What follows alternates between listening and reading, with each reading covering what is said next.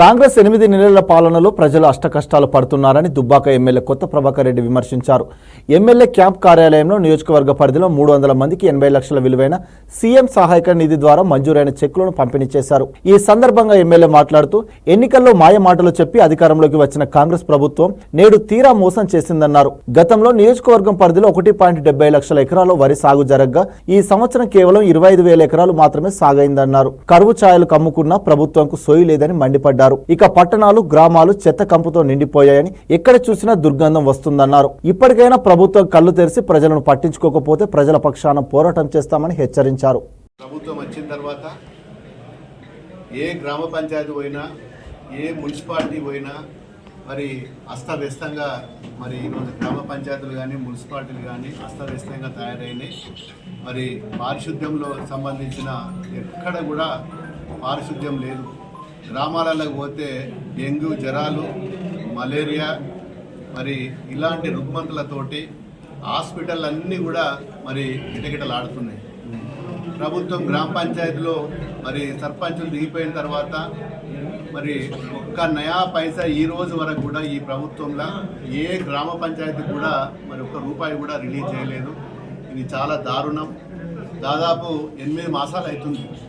8 మాసాల నుంచి అభివృద్ధి కార్యక్రమాలు పక్కన పెట్టినా పర్వాలేదు, కానీ అట్లీస్ట్ గ్రామ పంచాయతీలకు నిధులు ఇచ్చినట్టయితే మరి వాళ్ళు శానిటేషన్ సంబంధించిన ట్రాక్టర్లో ఇంత డీజిల్ కానీ మరి వాటర్ ట్యాంకులు క్లీనింగ్ చేసుకోవడానికి కానీ ఒక గడ్డి మందు కానీ బ్లీచింగ్ పౌడర్ కానీ మరి కొట్టుకోవడానికి ఎవరి దగ్గర కూడా డబ్బులు లేవు.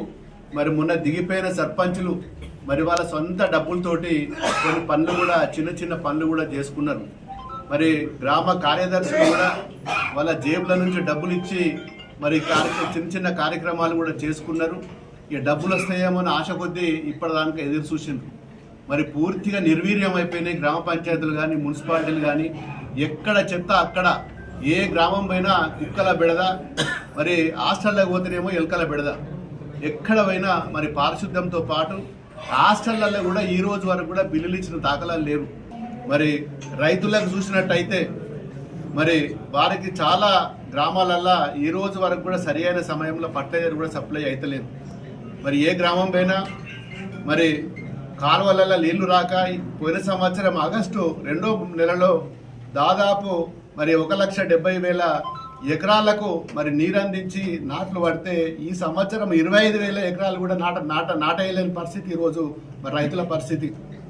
మరి ట్రాన్స్ఫార్మర్లు కాలిపోయి మరి పోల్స్ కావాలంటే కూడా ఏ ఊర్లో కూడా గ్రామ పంచాయతీలో డీడీలు కట్టినా ఈ రోజు వరకు కూడా ఒక నయా పైసా పనిగా లేదు.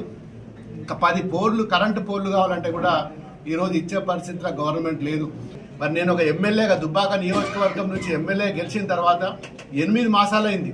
ఒక్క ఫౌండేషన్ లేదు, ఒక కొబ్బరికాయ కొట్టలే, ఈ రోజు వరకు ప్రారంభోత్సవం కూడా చేసుకోలేదు. ఇంత దుర్భరమైన మరి ఈ ప్రభుత్వాన్ని మరి ప్రజలు గమనిస్తున్నారు. ఖచ్చితంగా బుద్ధి చెప్తారు. మరి ప్రజలు నిజంగా మరి అమాయకులు. మరి వాళ్ళను మోసం చేయడం కరెక్ట్ కాదు. ఇవాళ మీరు ఏమో చేస్తారు, ఏమో ఉద్ధరిస్తారు అని చెప్పి మీరు ప్రభుత్వం తెచ్చింది